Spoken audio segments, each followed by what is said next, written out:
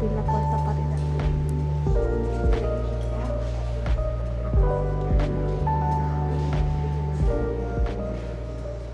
Something that surprised me with this experience was in the first place, we are seeing the work of art, but when you're deeply reflect on it, you could see a different way.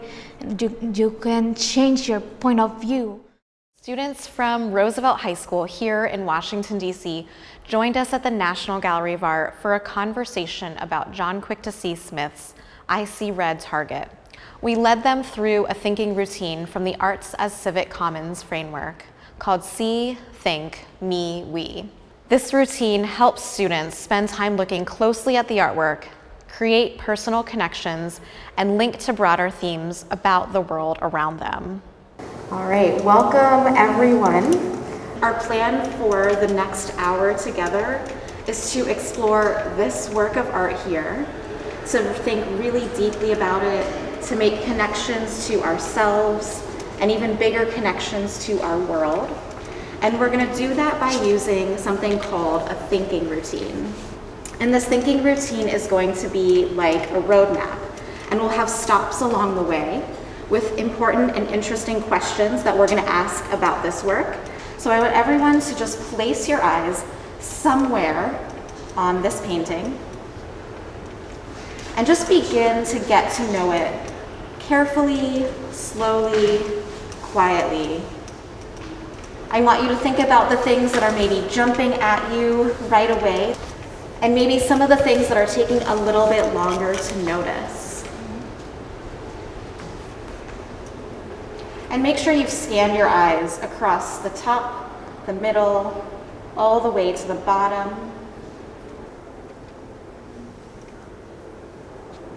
So we're gonna start with our first step called See. And we're gonna collect all of our ideas and see what the things are in this painting that are drawing you in, the things that you're noticing. They made some keen observations. For example, students mentioned newspaper clippings, clippings of comics, the pennant of the Washington football team, and the prominence of the color red. For me, the thing that stood out to me the most were obviously the pictures of the Native American people all over the painting. Also the little clippings of pictures of animals, like the bison at top. I noticed the flag at the top, which is the football team, where they have Native Americans as their mascot. And I also noticed that on top of the third line of the Native American pictures, there's like a splash that's dripping of red paint that looks like blood on top of them. After just a few minutes of careful looking and describing, the students were deeply engaged with the work of art. Around the art, I can see the different types of comics. So this painting here, this work of art, was created by the artist John Quick-to-See Smith. And its title is I See Red Target. And she created this in 1992. Now, John Quick-to-See Smith is a contemporary artist. She lives and works in New Mexico, and she was born on the Flathead Reservation in Montana. And she is an enrolled Salish member of the Confederated Salish and Kootenai Nation. This information gave context to students to help them begin to interpret the artwork without overwhelming them or closing them off to their own thinking and ideas. I want us to move on to step 2 of our roadmap, of our thinking routine, and that's an opportunity to move from our observations to things that we're thinking about this work of art. I want you to think about what this work of art makes you think.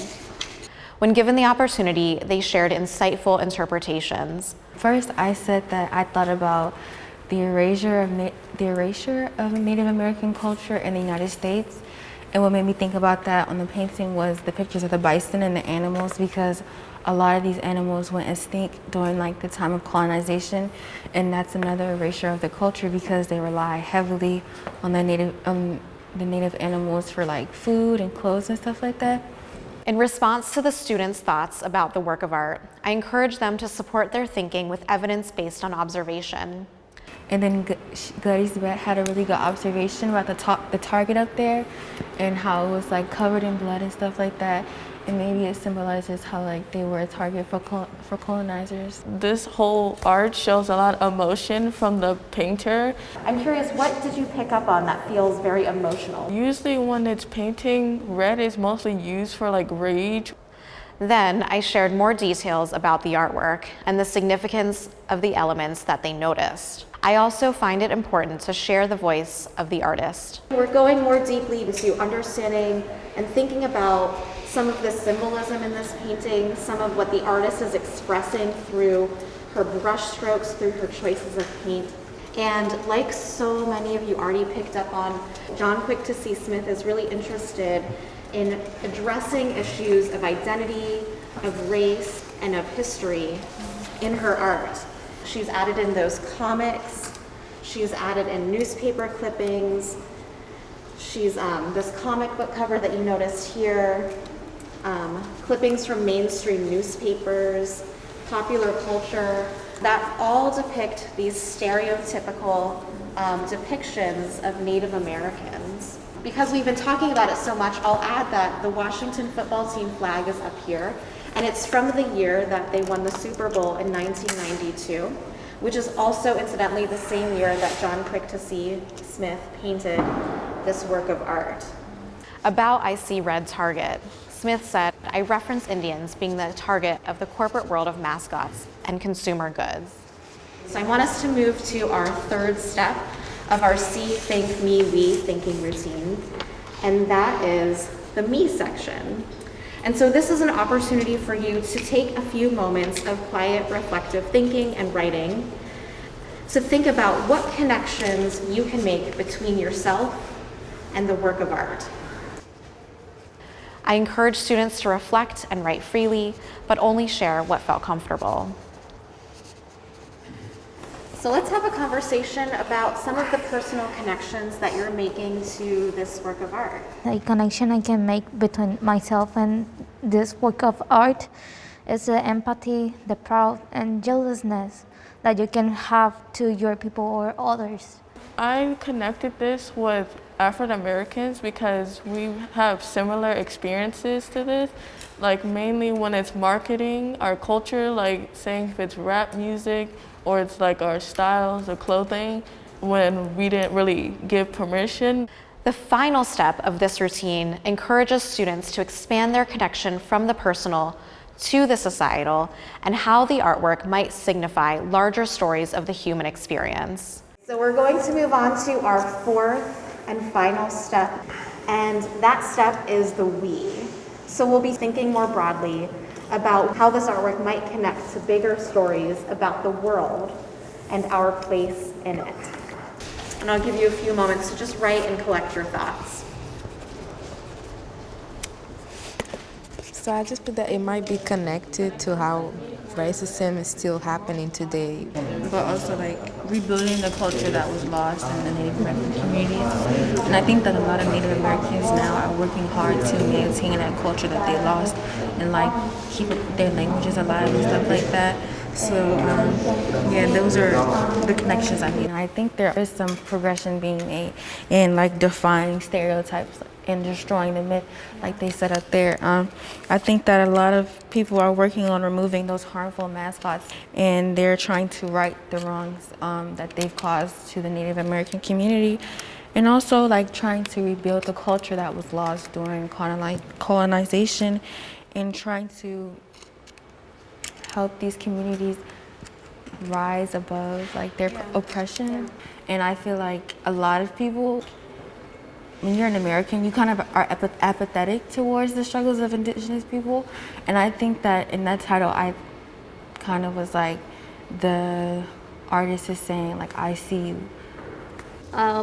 When we heard about the title, we can say, I see red because I see Native Americans.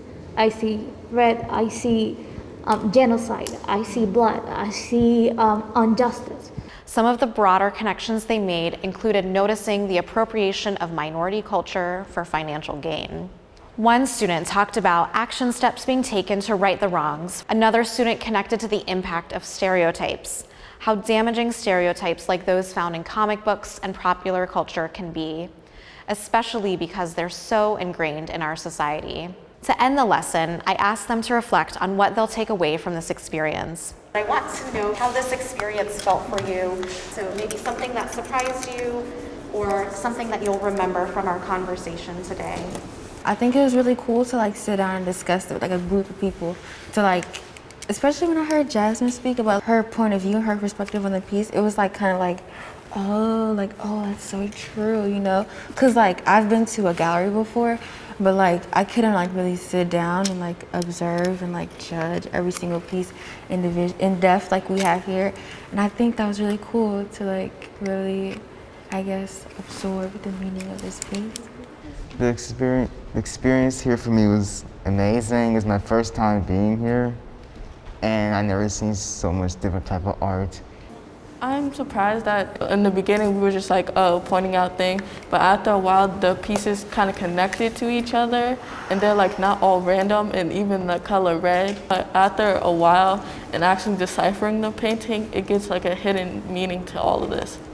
In just a short period of time, I observed students engaging with the work of art in increasingly complex ways, moving from simple observation to meaningful personal connection and concerns of the world around them. I'm the NAF Academy Director at Theodore Roosevelt High School. NAF stands for National Academy Foundation. I believe that thinking routines give students an opportunity to really have a critical lens. So a connection I got between mine and the artwork, it was the empathy and the pride of you can have with your people and others. Some of the personal connections I've made during this whole thing is basically for my own culture and being African American, and we have a lot of history like Native Americans where we had stereotypical and racial different things that happens along history. One thing that was surprising to me was definitely hearing my classmates' perspectives about things that I did not see at all. And I think that kind of expanded my thinking and let me think about the whole picture better. And I really loved that. I was so proud of our students and the comments that they made and some of the insight that they shared. It was really unbelievable to hear that coming from them. I'm not surprised because they're amazing, but just sitting here and being an observer to everything was really incredible.